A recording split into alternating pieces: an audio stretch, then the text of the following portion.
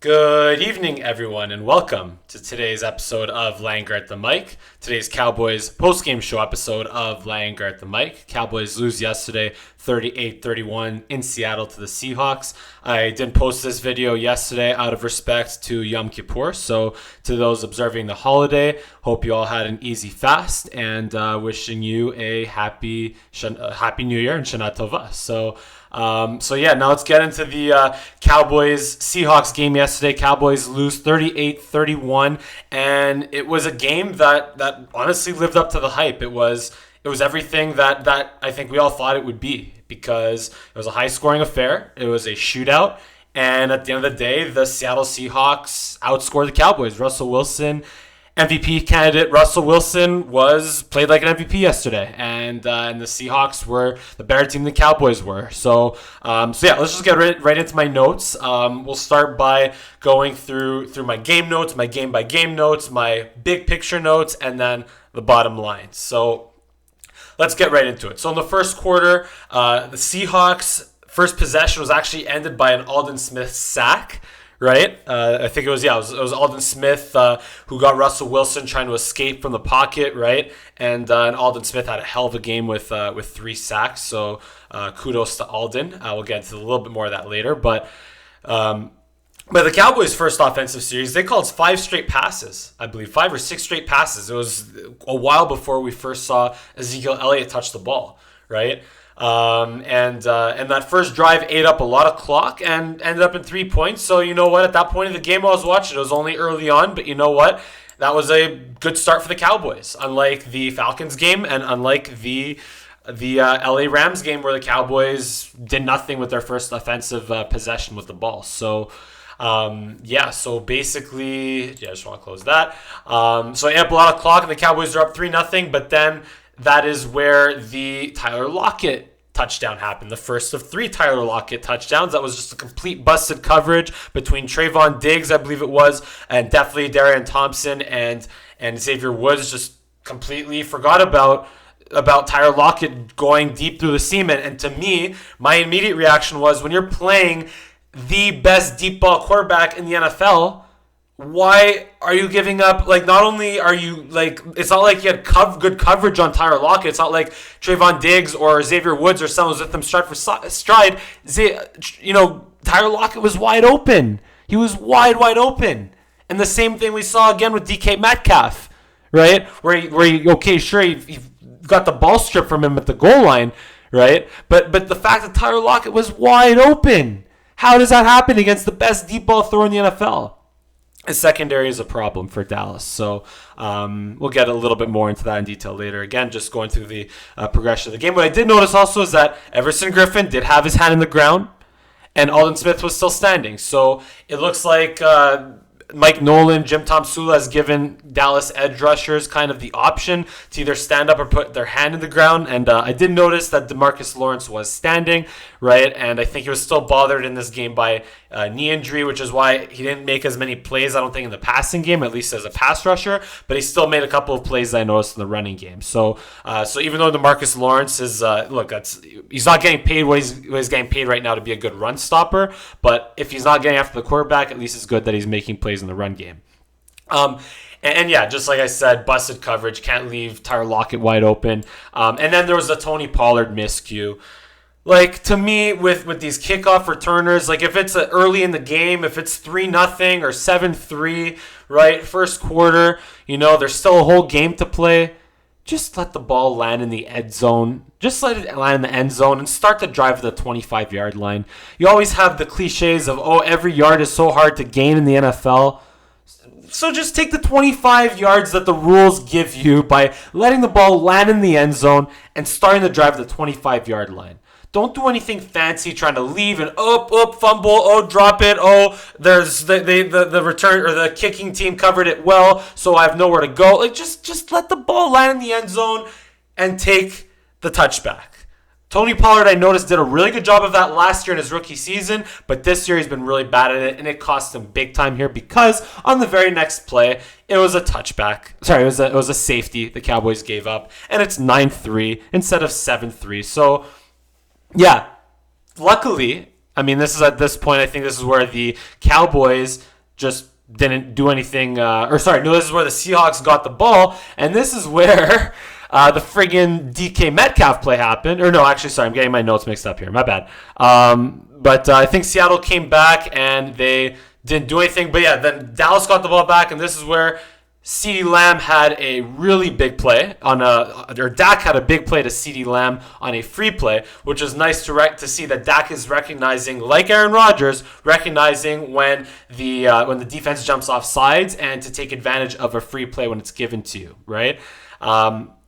And what else was this? And then there was the Ezekiel Elliott touchdown run to make it 9-9, but then the missed extra point. So sorry, I got my notes a little bit mixed up there. But yeah, just considering at that point the fact that Dallas had given up a back-breaking play to Tyler Lockett and that they gave up a safety off a terrible miscue, it was 9-9 early in the game so far. So they're in a pretty good spot. And I like the no BS play calling of 3 straight runs to Zeke at the goal line, using Antoine Woods in there as a fullback, right? I like that play calling there.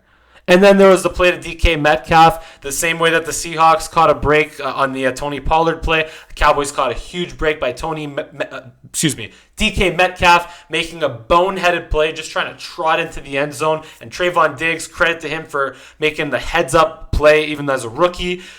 Sprinting to DK Metcalf to punch the ball out, ended up in a touchback. So, yeah, just great heads-up play by Trayvon Diggs, boneheaded play by DK Metcalf. Cowboys caught a huge break because, once again, DK Metcalf was wide open deep with no safeties or corners anywhere near him. And that was a huge red flag or just an omen to show that the Cowboys secondary was going to struggle all game. And then there was the play. There was a play where Dak threw it to Amari Cooper, and it looked like a hit to the head. Amari Cooper did get hit in the head by, I forgot who the Seattle DB was, but the Seattle DB was trying to cover or trying to play the ball, and he hit Amari Cooper in the head. At first, it did look like a hit to the head, but to me, if you're playing the ball and you hit the receiver in the head, well, that's a good non-call. If it's a quarterback, different story. But to me, if that's an accident and that's a good non-call, so Cowboys fans or whoever's asking for a penalty there, I'm okay with the non-call there. And then second quarter, just the Cowboys got completely messed themselves up with penalties. There was that long touchdown drive where Tyler Lockett had a second touchdown, where just every single opportunity the Cowboys seemingly had to get off the field, they took a hold or an illegal contact or pass interference, right? Just penalties completely screwed the Cowboys on that drive. And it was almost as if that's the only way they felt comfortable covering the Seahawks receivers is by taking penalties, which sucked. So at this point, I believe it was Seattle 16-9 at this point. Yeah, 16-9. But then a guy named Cedric Wilson emerged for the Cowboys offense, who caught a long touchdown pass, right? So that was awesome, right? Didn't tie the game up. It made it 16-15 because then you had the blocked extra point, and Greg Zuerlein missed the extra point, hit the upright on the previous attempt. So Greg Zuerlein had an off day kicking the football today. And then at this point, 16-15, the Dallas defense actually stepped up and made a play. It was Russell Wilson. I think it was 3rd and long. Russell Wilson scrambled up the middle, right? And they stopped him, right? Jalen Smith made a big tackle on Russell Wilson, and the secondary actually did its job, covering everyone up. And defense made a stop. And although Seattle tried to draw the Dallas defense offsides on that 4th and 4, 4th and 7, whatever it was, they ended up punting. And now here to me is my biggest problem with the game, because the Cowboys right now had all 3 timeouts. They have about 1:50 left in the second half. They deferred when they won the toss, so that means they'd get the ball back at the beginning of the second half. Yet here they were. So they had a chance at back-to-back possessions, down 1 point. But what happens? Dak throws an interception. I looked at it again. He was pressured, but I think Noah Brown looked like he was open to me over the middle on his left side, on Dak's left side. So I feel like Dak should have gone there, but the bottom line is Dak can't turn the ball over. So Dak played a great game today, and I'll get to that as well towards the end, but Dak cannot be immune to criticism of turning the ball over in that situation. And then here's another huge play. Seattle obviously drove down the field, but there was that illegal contact situation with Jalen Smith, an illegal touching situation. So let's be clear. Jalen Smith was on Greg Olsen. When Jalen Smith was covering Greg Olsen, there was contact. There was an illegal. Jalen Smith did take an illegal contact penalty on Greg Olsen, and that was a good call. But here's the thing. Greg Olsen, when he stepped out of bounds, that wasn't because Jalen Smith pushed him. Jalen Smith pushed him. Jalen Smith pushed Greg Olsen. Greg Olsen got his footing back, and then he stepped out of bounds. So, in my mind, that should have been illegal contact on Jalen Smith, sure, and then illegal touching for stepping out of bounds, penalties offset, replay the down. It should not have been, in my mind, that play should not have stood. But look, again, I always say, if officiating is the reason why you lost, you should have played better.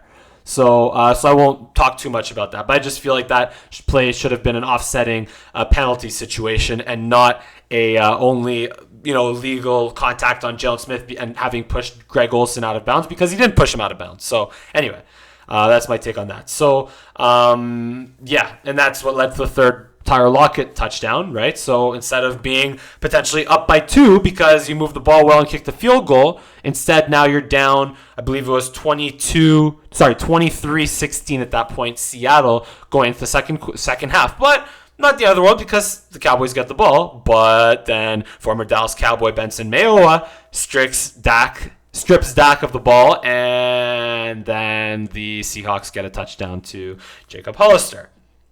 Right, so yeah, that to me, that was one of the most like, are you friggin' kidding me moments of the game, where the Cowboys had an opportunity down 1 point to go ahead, right, to have 2 back-to-back possessions with the football and get points, but instead it results in 2 Seattle Seahawks touchdowns. That is one of the biggest differences in the game to me, right? And at this point, it was 30-15. I felt like the game was just just getting out of hand, right? But luckily, Dallas started cooking. Dallas has an explosive offense, as we all know, and it showed, because then there was that deep pass to Michael Gallup and that deep pass to Cedric Wilson, and all of a sudden, it's 30-22 in a blink of an eye, because that's how good this Dallas Cowboys offense is, and that's, at the end of the day, how good Dak Prescott is, right? So, yeah, good way to turn it around for Dak in the offense. And then on this play, there was a Seattle drive, which actually the Cowboys defense, to their credit, made another play.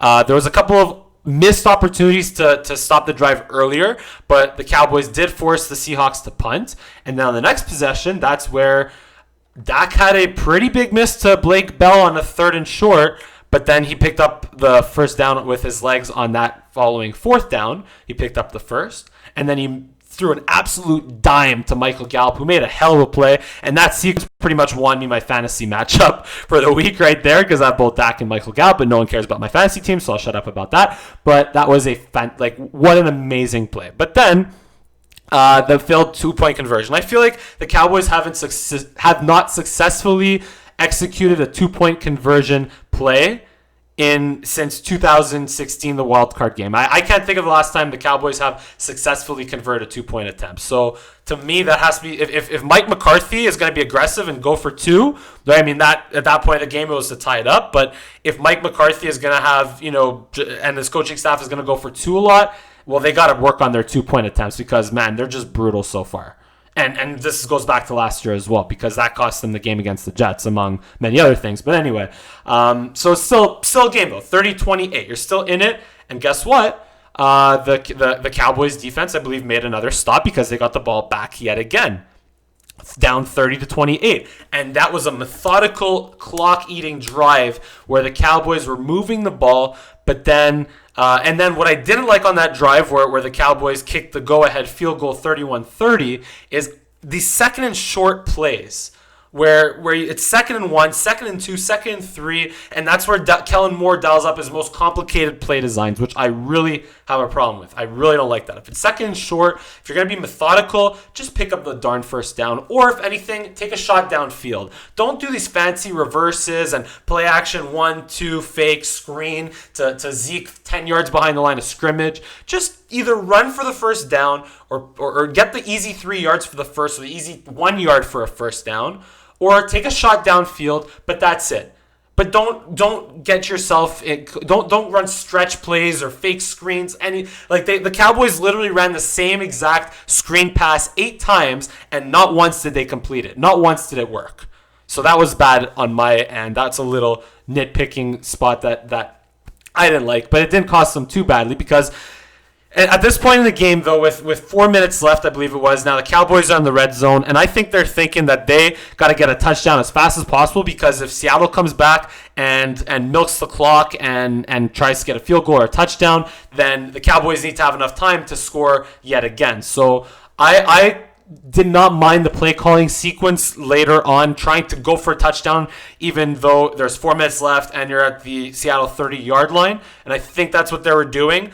And it didn't work, and they had to settle for a field goal. It would have been nice to get a touchdown, right? But they had to settle for a field goal. And yeah, just would have been nice to put it in the end zone, though. And then Seattle gets the ball back, and of course Russell Wilson cooked, right? And then there was a huge play by Trayvon Diggs on DK Metcalf on 3rd down, but then that got wasted because on 4th down, Greg Olsen was given a completely free release. I think it was a blown coverage between Jalen Smith and Joe Thomas, right? Greg Olsen was given a free release off the line of scrimmage, pitch and catch between him and Russell Wilson. And then, DK Metcalf, deep pass. I mean, it wasn't, I guess, as bad as it was in the first half in terms of how open he was, but just, look, the Cowboys had no answer for Russell Wilson and the deep passing game of the Seattle Seahawks all game. And then there was the 2-point conversion where, to me, again, another thing that the Cowboys just cannot deal with is these 2-point, the same way the Cowboys are bad at 2-point attempts. Sorry, not 2-point attempts. It's the play action boot on the goal line. The Cowboys, I don't think I've seen the Cowboys stop that at all in the last 4 years. They stop it, not in the red zone, but when it comes to the goal line, the Cowboys just cannot defend the play action boot pass. I haven't seen it in the last 3-4 years. So yeah, that sucked. And the Cowboys, instead of being down by a field goal or forcing or stopping the Seahawks, which I didn't think was going to happen anyway, here they are. They're down 38-31, or sorry, 37.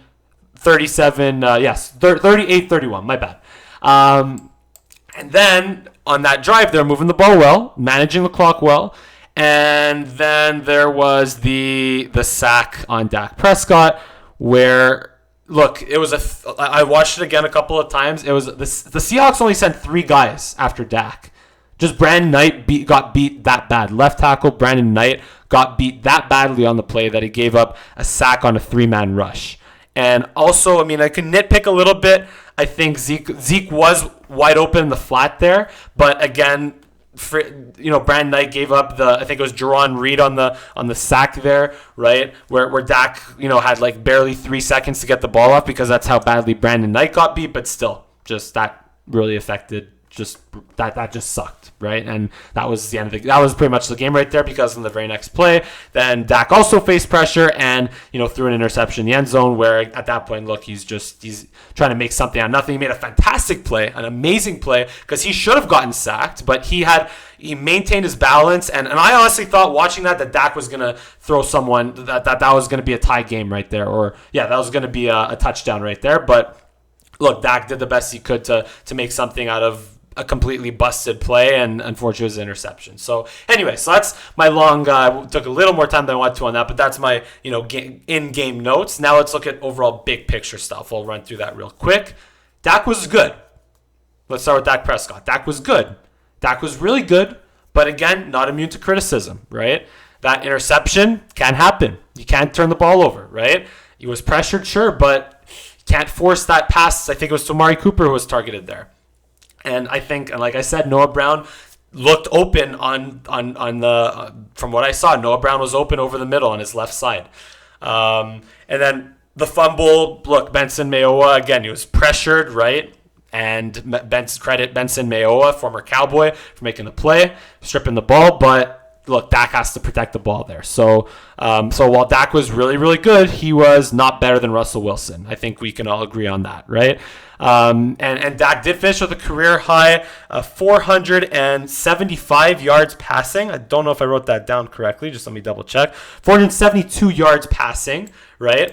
37 for 57. Just making the change there. 472 yards passing for Dak. 37 for 57. 3 touchdowns, two interceptions. So, again, Dak was really, really, really good. Really good. But was he better than Russell Wilson? No, he wasn't.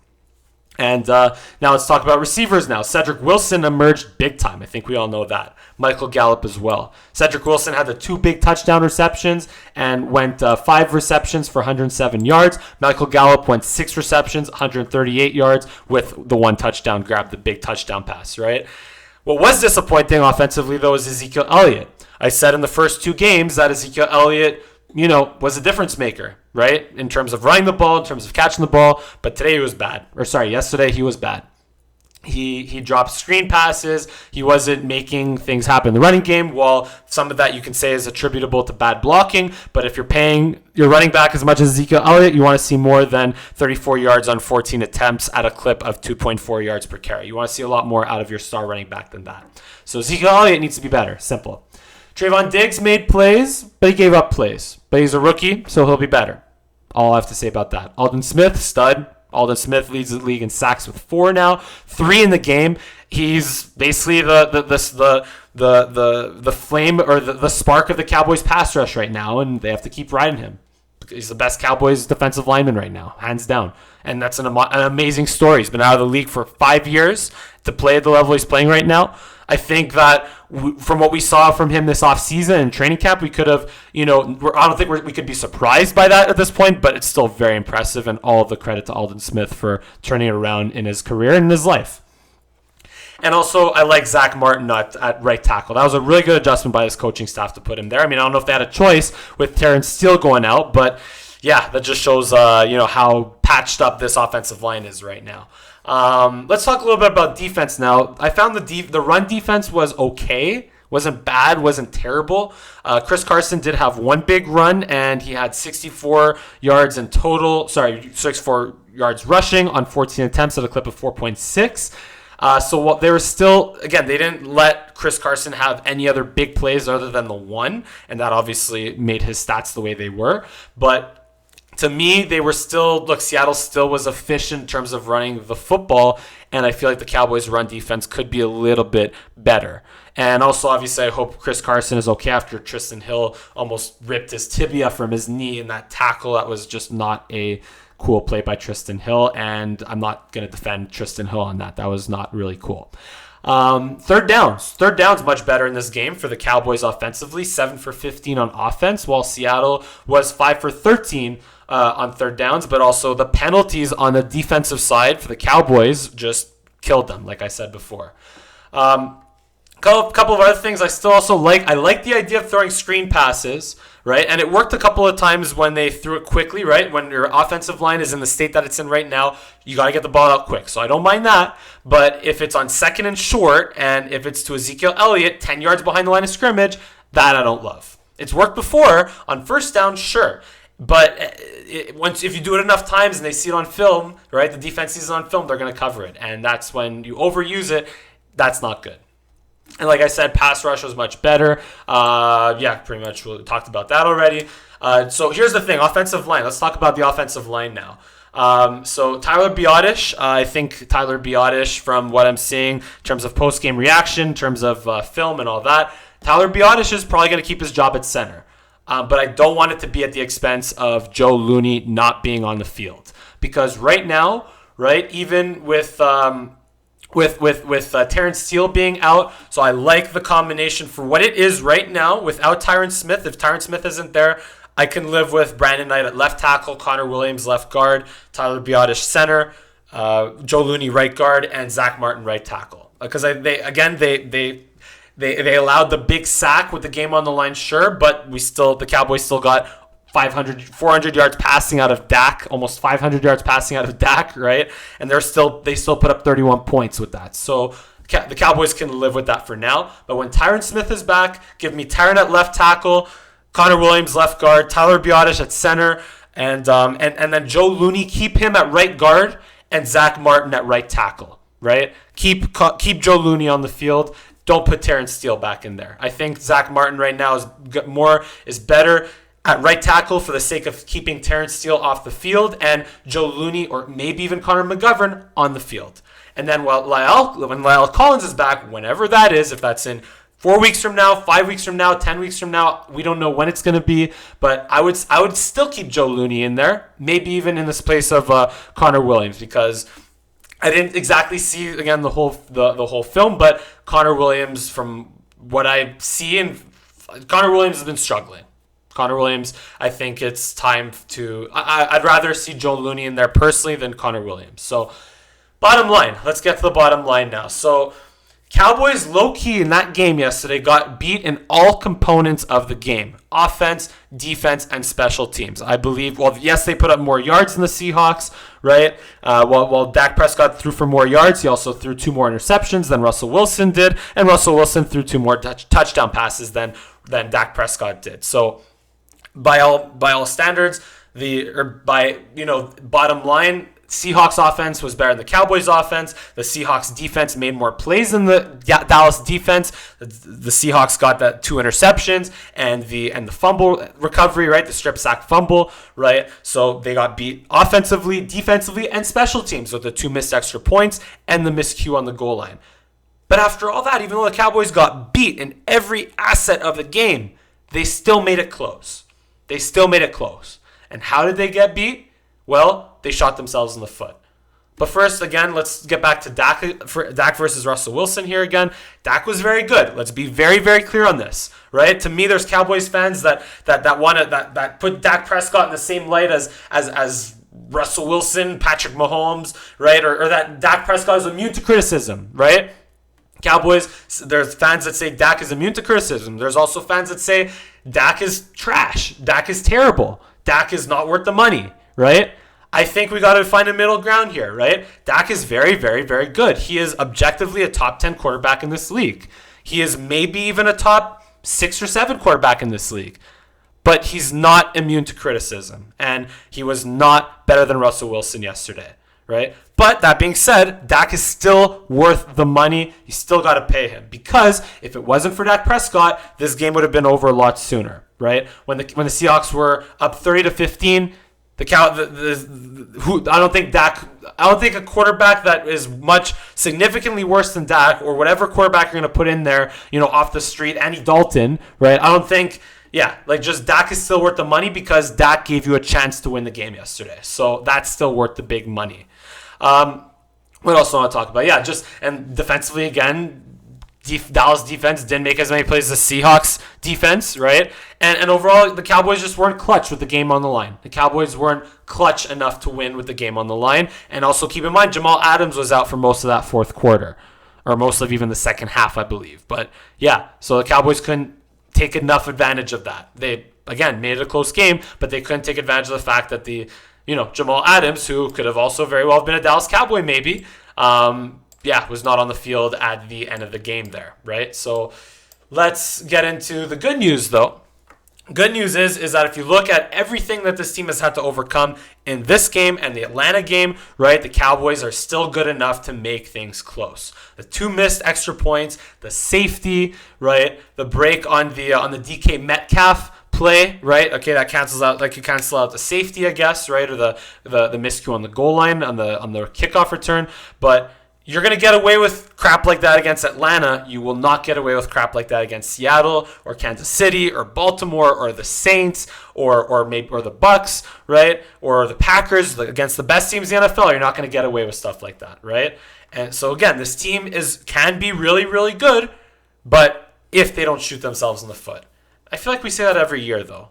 But again, let's see. Let's bring on Cleveland.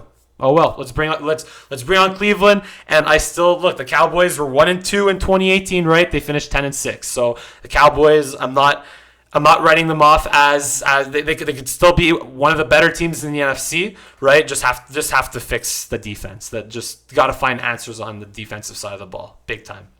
But yeah, let's go move on to Cleveland, right? Let's see what Cleveland has to bring. And yeah, that's pretty much our post-game show here on LANGERR at the mic.